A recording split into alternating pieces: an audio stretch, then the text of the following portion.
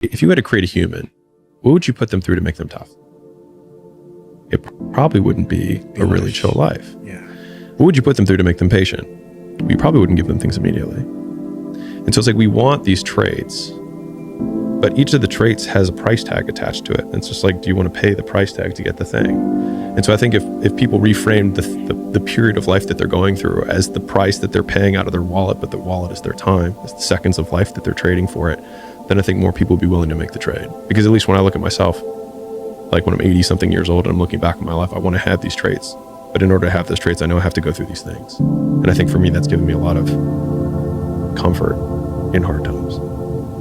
More men realizing that it's not just about the car, the watch, the possessions, working until my eyes bleed. At the project, obviously the finance is what most people think about, right? Well, if I just make good money, I'll be a good provider as a man. Most men think that they're relegated to just being a provider. Well, I provide a roof over their head, they're safe, they have food, they have school supplies, but there's more to being a man, you know. There is more to being a man. What about a level of faith, as in confidence in yourself, faith in a higher power, that there's a path for you, right?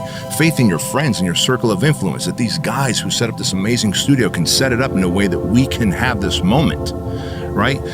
So then you've got your faith, you've got your finances, great. What about fitness? And on the fitness side, I believe that physical fitness is the gateway drug to emotional and mental fitness. Most people who do get fit physically completely neglect mental and emotional hygiene.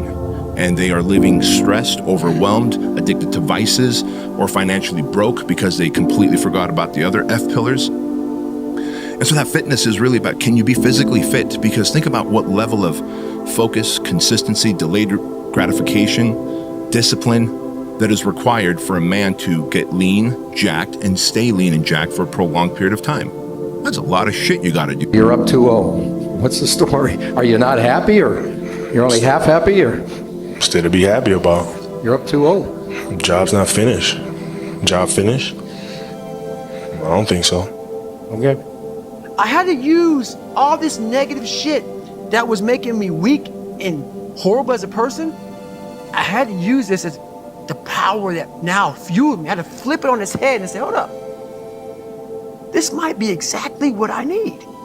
The darkness is exactly what I need. It's how you look at your situation. And I was looking at it all fucked up. George Foreman admits that he gave Muhammad Ali everything he had. And Muhammad Ali grabbed him and pulled him to him. Old man hadn't fought in years, hurt. Muhammad Ali pulled him to him and said, is that all you got? And George Foreman said, when he heard the words, said, all you got, it penetrated his spirit. And said, I done gave my man everything I got. I can't see him to knock him down. Muhammad Ali said, when he said that to him, he looked into the pupils of his eyes, and he said at that point, he knew George Foreman had lost.